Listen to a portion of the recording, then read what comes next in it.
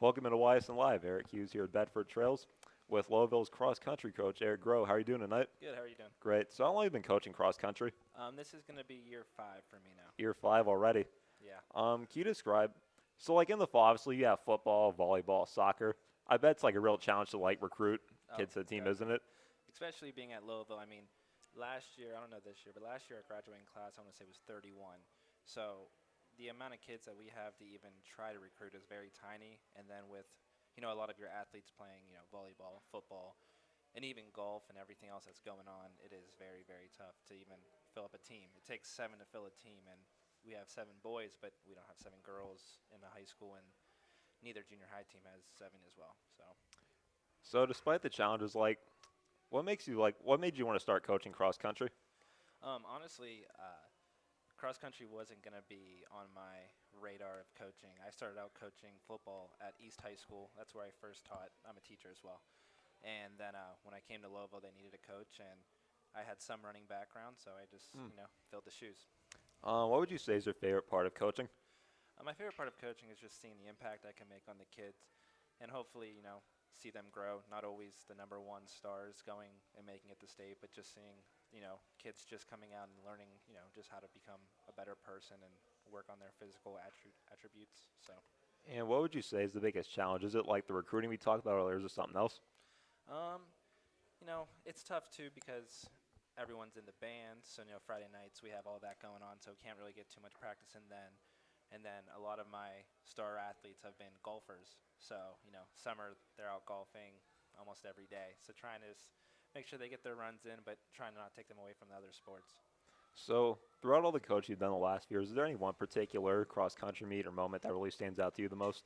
I do have a memory that's not the best memory, but as we said, it's hard to get a full team. And 2 years ago, I was able to get a couple kids who played football to come run. I think I had 1 kid. And we finally had enough to go, and we ran at the district meet. And I was new to coaching at the time, so I wasn't exactly sure how it all ranking worked out. But I knew top 4 teams got to go to regionals, and we never won in Lowellville history as a team. And we got 4th place. I got super excited, and I found out we tied. And I didn't know the rule breaker, but we didn't get it. So. So who are some of the leaders on the team that you like to give a shout out to? 2 of the leaders I'd say is Kenzie McCormick. She always comes with a positive attitude. She's always there to help out the other kids, especially with the younger ones, trying to just mentally get them ready.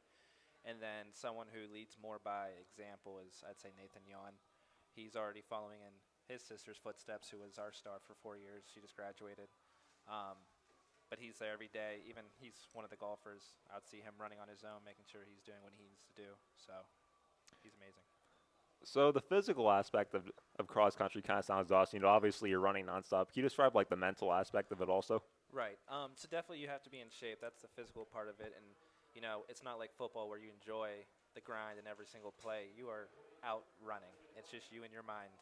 So it's definitely a mental sport when it comes to that. And you got to win that mental battle every day. And it's hard to teach that. So luckily I have a lot of kids that are, pretty well with that. Are there any coaches that you've had in the past that have kind of helped you like become the coach you are? For sure. So like I said, I wasn't really a cross-country runner. I ran like 2 meets when I was in high school, but I was a football player. But when I was running, my coach was actually Stephanie Yon, who's the mother of all the Yons right now. So when I became coaching, she's the one who, basically taught me what to do. And she was a great role model as a coach, and I definitely have to give her a shout-out because I wouldn't be here without her. How do you like kind of keep the kids focused, like despite track being so physically and mentally demanding? Just got to keep it a positive vibe. And like I said, not being the most knowledge in cross country at the beginning, I feel like my main attribute as a coach was the mental aspect and just keeping them positive and trying to get them excited, just keep coming around and, keep working and see what happens. Can you describe like what it means to be a Lowellville Rocket? Obviously, it's a very small school. Yeah. But so I am a Lowellville alumni. I graduated from there, and my whole goal was to come back and teach and coach and, try to continue to make this community grow and keep it being amazing how it is. And so it's great to be a Rocket. Definitely love it. Right. Well, it was great having you on the show, Coach. Thanks. I really appreciate you taking the time. Awesome. Have a great night, man. Thank you.